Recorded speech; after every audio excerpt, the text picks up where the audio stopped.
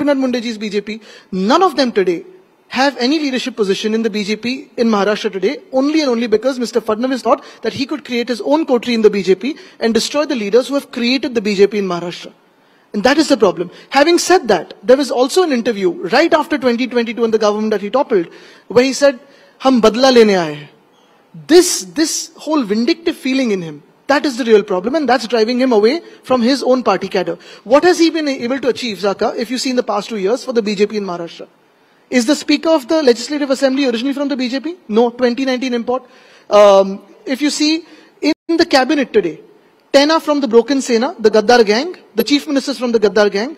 In his own 10 of BJP cabinet members today, 6 are from the BJP, 4 are from the outside. If you look at the rest of the Mahamandals and the Mandals and the temple trusts that have been given, not a single BJP Karyakarta who has worked for the BJP, gone to jail for the BJP, has got anything in Mr. Fadnavis's personal power struggle. So who is he fighting the battle for? So let's talk about your party, and this is a familiar statistic that is often quoted, and I'm sure it's quoted to you as well.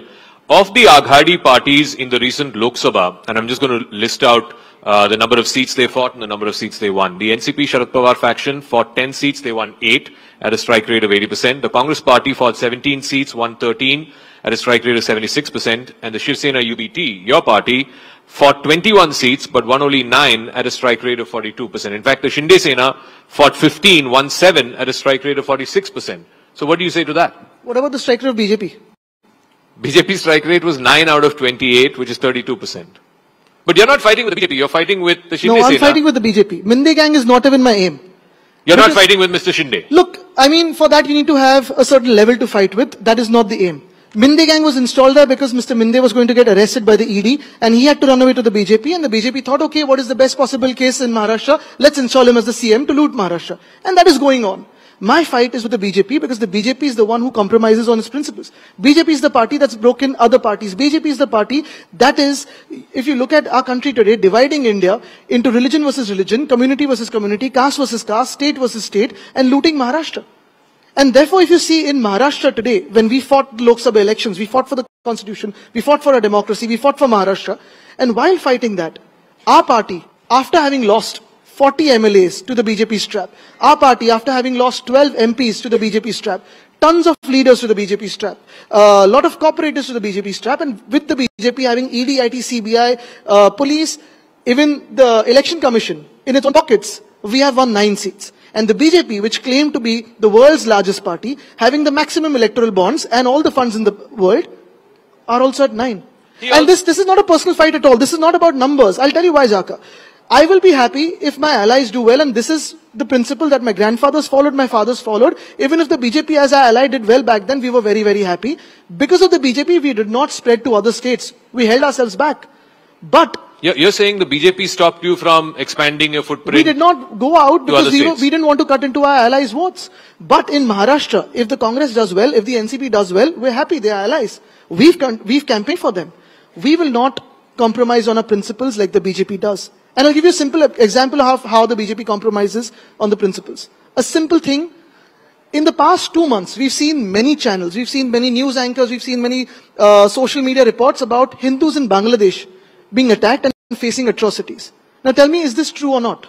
Yes, of course. Then why are we playing cricket with Bangladesh? Who controls BCCI? Who runs BCCI? And had the BJP been in the opposition, and had the Congress been in government, and had they allowed the Bangladesh team to come into a country, where would the BJP be? Out on the streets calling Congress anti-national. So who is anti-national today? It's the BJP.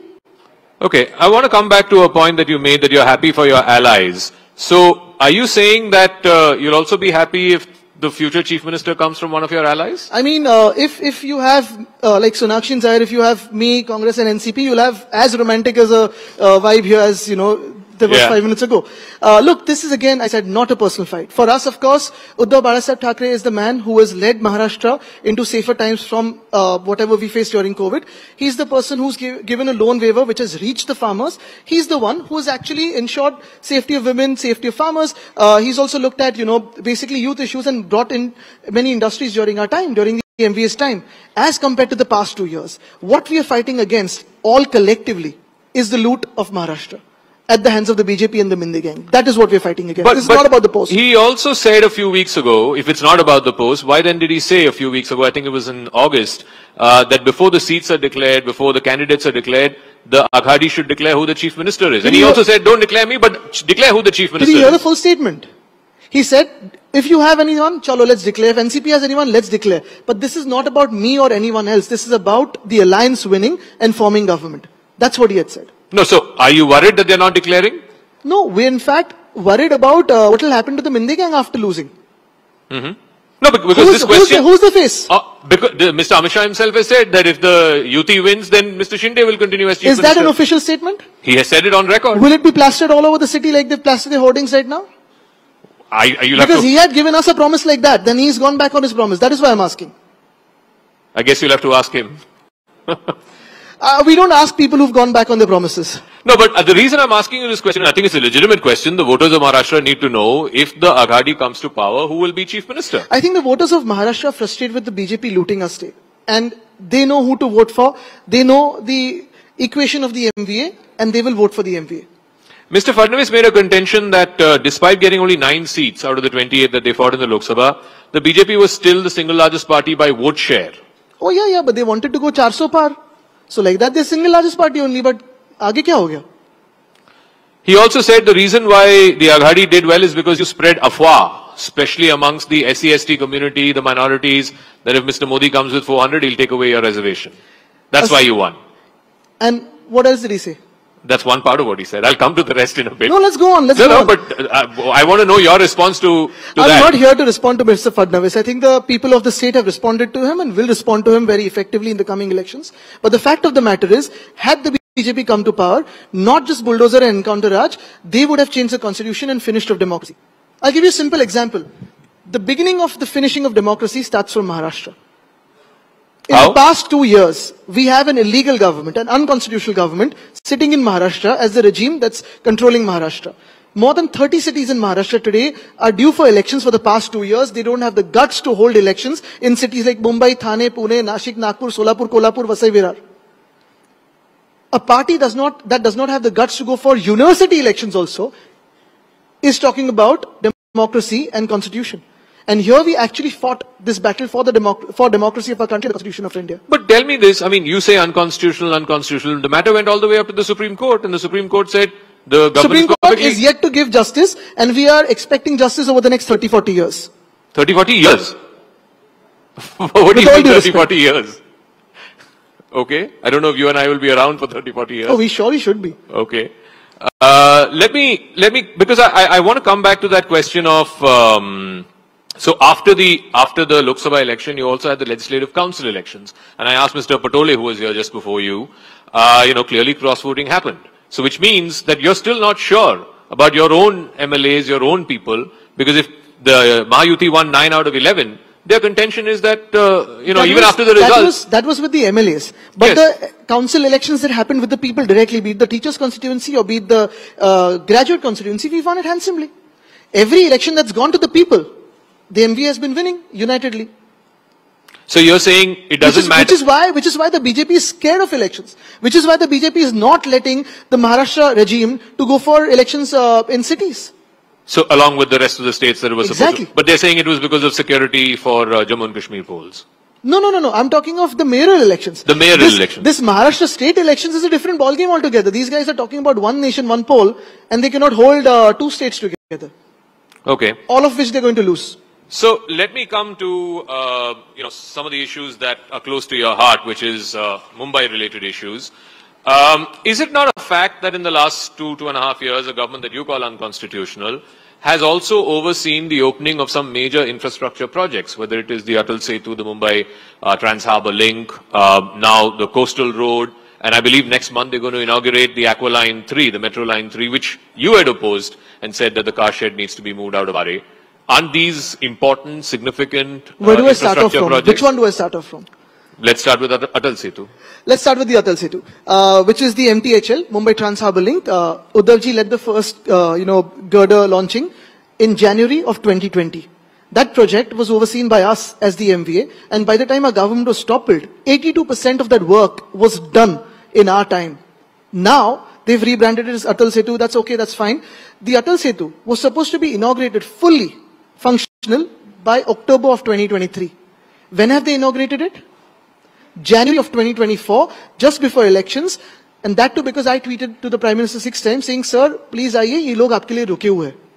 They were not willing to open it, inaugurate it. The inauguration was pending for 3 months. It was anyway delayed by 3 months and then they let it be pending for the next 3 months. The coastal road was supposed to be completed by December 2023, always. With the 8 intersections at Haji Ali, with the 3 intersections at Amarson's Park, with whatever intersections at Worli. Now what the illegal chief minister is doing, a project started by us completely in 2017, supposed to be completed by December 2023. Now it is almost what? October. Very soon we'll hit October 2024. It is still not fully complete. We would have inaugurated it with the bicycle track, walking pathway and 96 hectares of green open space. These guys have delayed that work. With the Metro 3 line, the Aqua 3 line, right? Aqua line. Now this is very simple, and this again I want to speak out very, very clearly out here because there will be a lot of hula-hoo over this. The BJP accused us of holding back that line and dealing the line. The fact of the matter is, we never stopped the work of the Metro 3. We stopped the work of the car depot. You know where the car depot is ready? Within 6 months of these guys taking government. Is the Metro Line 3 ready? No, and we never stopped the line even during COVID. The construction was going on. So Mr. Fadnavis and this entire gang of the BJP was lying through and through that the Metro 3 would have been completed by 2019. It would have never been completed by 2019, never been completed by 2022, never been completed by 2024. The fact is, this regime has delayed every work, and I'll give you 5 more examples of infrastructure work in Maharashtra started during our times or governments before that. Every project that Mr. Minde has touched has been delayed, and the cost has escalated. But the point, Aditya, is that your party is being seen as a party that is opposing infrastructure projects for the sake of opposing. Not at all. Both the times I've exposed the road scam, and I can lay a bet on this. Both the times I've exposed the road scam, I throw an open challenge to the illegal CM who also holds the urban development department.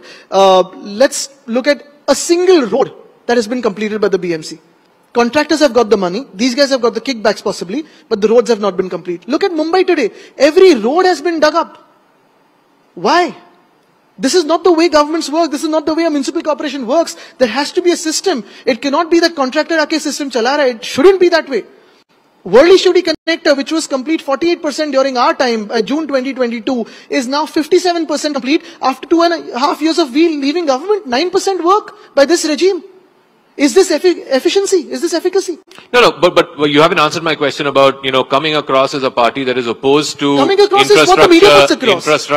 coming projects. Across is what the media believes the BJP to be. But today, like I said, the Metro 3 has escalation of 10,000 crores wasted by the BJP before we got to government. The Metro 3 has been delayed by the BJP government even now as they were waiting for elections to come by. And even now, like Mr. Minde goes around, half kilometer will be inaugurated, not the full line. The coastal road has been inaugurated by him half, which I've been opposing because half opening coastal road is not going to help the city. The whole coastal road has to be opened entirely. Okay. Now let me ask you a couple of questions about national issues before we throw it open to the audience. You're a party, you say you are the originators of Hindutva, at least political Hindutva. You are the legatees of Balasaheb Thackeray. So this whole Tirupati controversy that has just ignited, Chandrababu Naidu, the chief minister, has said that adulterated ghee was used to make the prasadam. As a party that's at the vanguard of protecting Hindutva, what do you have to say about this controversy? We were waiting for the lab reports. And I think the lab reports were out yesterday and it said that there's no adulteration. Whichever way, for a chief minister to spark off such a controversy is, I think, uncalled for without knowing the facts. To both of them. Jaganji and Chandrababuji are allies of the BJP, which is the flag bearer today of their version of Hindutva. So why doesn't the BJP speak on this? Take action on one of your allies. No, the NDBB lab did say that it was adulterated. Four tankers were found. Where is this lab situated? In Gujarat. So you're casting doubts on the lab itself? No, I am saying if someone's guilty. Because look, I am a big devotee of Lord Tirupati Balaji. I have walked up the hill thrice. Every time I've gone barefoot. I'm a big devotee. I keep going there.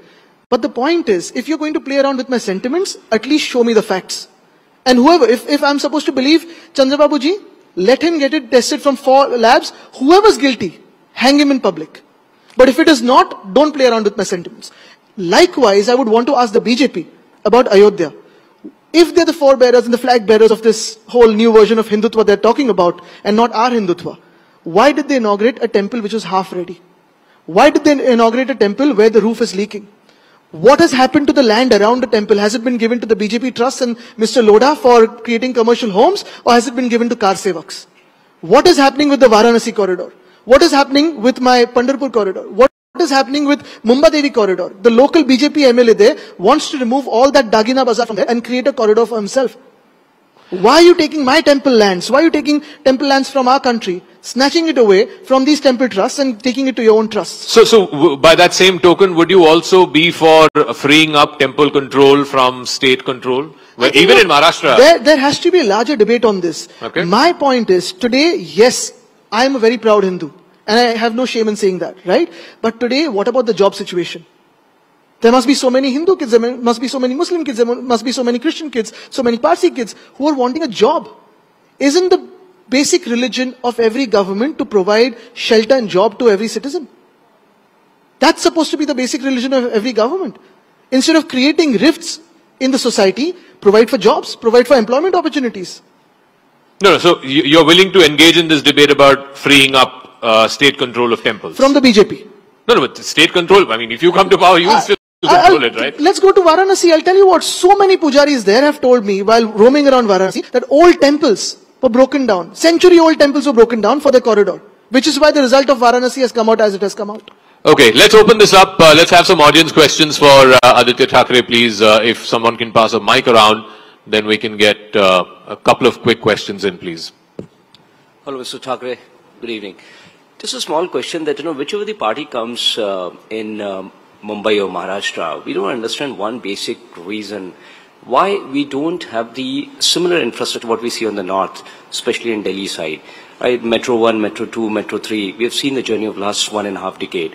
Why do we have, whichever the party comes, either you come or BJP come or any other party comes, Mumbai is a city of life, right? Everyone knows that around the globe. But why do we have that slowness across, any government comes? What is the main reason? That's because the Delhi National Capital Region is run by the National Capital Authority, and the kind of funds it gets as against what we get as Mumbaikars is way different in terms of proportion. Two, Mumbai has 16 authorities running Mumbai. We have the BMC, we have the MHADA, SRA, MMRDA, Central Railway, Western Railway, Harbour line. Then you have the BPT. Then you have the Navy and the junkyard. Then you have many more authorities that run Mumbai. And again, this was one of the things we were working on, and the file had almost passed. Mumbai needs to be run by one authority, which is Mumbai Municipal Corporation, elected by the people of Mumbai. That has to happen. MMRDA needs not to be in Mumbai. We don't need the MMRDA in Mumbai. They build the buildings without whatever following our norms or basic requirements, and the water, electricity is provided by the BMC. SRA, yes, can be an authority, but can't be a town planning authority. MHADA can be an authority, but does not need to be a town planning authority. The fact of the matter is, today Mumbai needs to be having an empowered mayor and an empowered BMC, and only then will it work, and which is why we as a state government were pushing for that. But Aditya, you've been controlling the BMC for the last 35 years. The mayors have always Absolutely. been But you come to the party. Western Express Highway, the Western Express Highway is by the NHAI, subleased to MMRDA, and then you have MSRDC, PWD and MMRDA running the Western Express Highway without the BMC having any authority. Give the authority to BMC completely. We'll do it. Okay, any more questions? Sir, Suresh Gupta here. There is a BMC controlling all the roads in the Bombay? No. But major roads are controlled by BMC. No, sir. BMC has the highest budget, surpassing many states.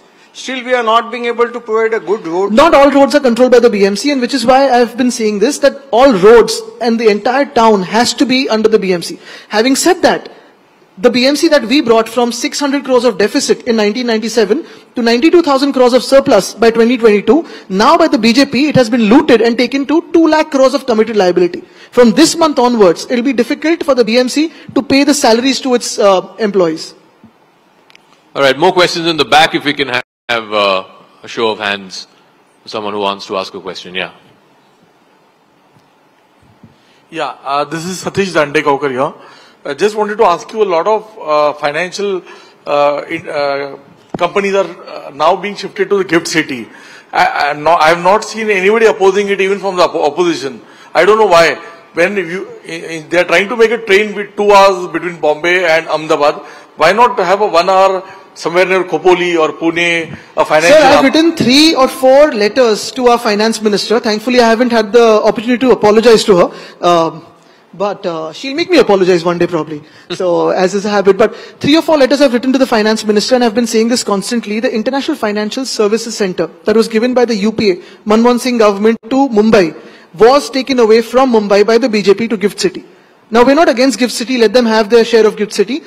If you can have an international financial center in Gujarat, why don't you give one to Mumbai? Why don't you give one to Bengaluru? Why don't you give one to Kolkata? Why not one to Delhi? And that should happen. Give it to us in BKC, give it to us in Dharavi. And that should always happen, and that's been my demand for every budget for the past 3 or 4 years. Give us that International Financial Services Center. Give us, services that we can actually provide to the world. We are an international city. We have people coming here from around the world. Let us be open to business. Let us be open to financial services. Any more questions? I think last one at that side of the hall, please. Yeah. नमस्कार Aditya sir, मी नवी मुंबईला represent करतो mangrove cleanup drive sir. आणि तुम्ही regularly बीच क्लीनअपला promote करता, पण regularly आम्ही असं बघतोय की जे जुने नद्या होते मुंबईतले, म्हणजे आपण नद्या बोलतो, आता नाल्यांमध्ये कन्वर्ट झालेले आहेत. बीएमसी कडे इतका बजेट आहे, आपण बोलतो एक कॅपिटल बजेट आहे एका सिटीचा, पण शहरातला कचरा समुद्रात जाणे कधी थांबेल? म्हणजे आज हजारो व्हॉलेंटियर्स एव्हरी सॅटर्डे संडे, तुम्ही पण एक व्हॉलेंटियर आहात, आणि रेग्युलरली आम्ही बघतो की आज हजारो टन कचरा आपण दर सॅटर्डे संडे आपल्या समुद्रातनं काढला जातो, पण ते थांबवला कधी जाणार? आज कचरा पैशानी नाही थांबणार, कचरा आपल्या सवयीने थांबेल. एक्झॅक्टली. आणि त्याच्यात तुम्हाला सांगतो, मला अभिमान आहे ह्या गोष्टीचा की पर्यावरण मंत्री असताना मी साधारणपणे 11.5 महिन्यामध्ये 15,500 हेक्टर मॅनग्रोव्हजला आपण इंडियन फॉरेस्ट ऍक्ट 1927च्या प्रोटेक्शन मध्ये आणू शकलो. ही पहिली गोष्ट आहे. दुसरी गोष्ट म्हणजे मुंबईचा जो कचरा आहे, साधारणपणे जो आपला कचऱ्याचं विलगीकरण होतं 2017 पर्यंत 10,000 मेट्रिक टन कचरा हे डेली जनरेशन होतं आपल्या कचऱ्याचं शहरामध्ये. ते आपण विलगीकरण करत करत 6,500 मेट्रिक टन प्रतिदिनवर आणू शकलो. तिसरी गोष्ट आहे, जो समुद्रात जाणारा कचरा आहे तो आपल्या नद्यांमधून जातो. आता नदी नाले हे सगळे एकत्र झालेत. एखादं शहर जे नदीच्या काठावर बसतं, मग त्याच्यावर एन्क्रोचमेंट करायला लागतं, तर नाला होतो, नाल्याचं गटार होतं. आता तुम्ही पहा, पुण्यामध्ये रिव्हरफ्रंट डेव्हलपमेंट नावाचा जो प्रोजेक्ट आहे तेवढा भयंकर आहे की नदीला छोटं करत म्हणजे जगभरात आपण नदी खोलीकरण आणि रुंदीकरण करतो, पुण्यामध्ये उलटं चाललंय ते रिव्हरफ्रंट डेव्हलपमेंटच्या नावाखाली, आणि पुणेकर विरोध करतात त्याला. पण हे होत असताना आपण एक पाहाल की जो कचरा आपल्या सगळ्या नद्यांमध्ये टाकला जातो, मग आपल्या घरात जे काही आपलं म्हणजे खुर्च्यांपासून गाद्यांपासून सगळं काही आपण कधी कधी टाकतो, ते कुठे ना कुठेतरी रोखायला पाहिजे. तर कचरा ह्या 3 प्रकारचा असतो. एक आहे फ्लोटिंग डेब्री, जी बूम बॅरियर्सनी तुम्ही रोखू शकता. दुसरं आहे ऑफकोर्स तुमचं सिवेज, जे एसटीपीनी रोखलं जाईल, आणि जे आता बीएमसीचे आपण एसटीपी प्लांट्स करतोय, सिवेज ट्रीटमेंट प्लांट्स, ते आपण करतोय, ते सुरू आता झालेलं आहे. आणि तिसरी गोष्ट म्हणजे जे केमिकल तुमचं वेस्ट असतं जे नद्यांमध्ये जातं. ह्या 3 गोष्टींसाठी जेव्हा एकत्र काम होईल तेव्हाच हा कचरा रोखला जाईल. त्याच्यावर काम सुरू आहे. पण कितीही कुठच्याही शहराचं बजेट असलं तरी ही सवय आपल्या सर्वांपासून सुरू झाली पाहिजे. सर, अजून एक connect. All right, well, let's get the last question. The board says time's up. Yeah, the gentleman there, the last question. That time's up for this current regime. Okay, the first time I'm seeing that the questions have been asked to a person, somebody who's in the opposition. We had the ruling party candidates come up and we never had a question and answer session. Thank you. It's my pleasure to answer. Exactly. So I assume, Thackeray ji, people are seeing you as a budding light, and that's why the question has been asked to you. 2 questions. One is, your party has always been of the Marathi. Sorry, but ये budding election के बाद मत करो. I don't hope to be budding politician all the time. I hope to be in the seat of governance very soon. Yeah, and one question, please. Okay, one question. Shiv Sena, started by our great grandfather, has always been for the Marathi Manus. Okay, down the line, do you see your party opening your doors to people of almost all religion, or do you still want to stick to the Marathi Manus identity which you always had? All right, thank you. Look, there are 2 ways to look at it. One is, of course, all religions can be Marathi. Everyone who's speaking Marathi is Marathi Manus any which ways. My grandfather started off Shiv Sena for jobs, employment for the locals, for the Bhumiputras, and that is the principle we follow all across the country. Whichever state you are, whichever region you are, whichever district you are, the locals of that district need to have jobs as, the first option to be employed there. 2, of course, Hindutva is also a part of our core ideology, but our Hindutva is Hridayat Ram and Hatala Kam. We do not differentiate while giving justice or while in administration or governance in terms of where you belong from, who you are, what your identity is, what your political view is while governing the city. We will never differentiate on that, and we will always ensure a fairness in our governance. So that is basically what we believe in. All right, ladies and gentlemen, a round of applause for Aditya Thackeray. Thank you.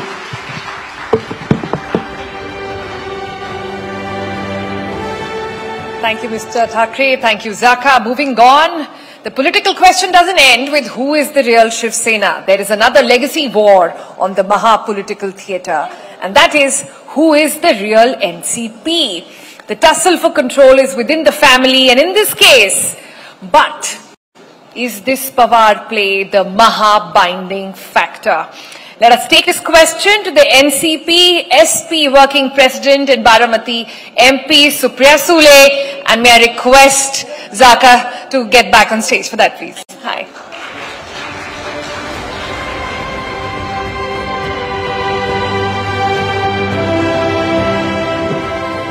Thank you very much, ma'am, for joining us here on the CNN News 18 Town Hall. Thank you. You are not just alliance partners, you just hugged Aditya and Tejas. You are also two parties that have borne the brunt of splits in the last 5 years. So I want to start from there. Do you think that question of the split within your party is now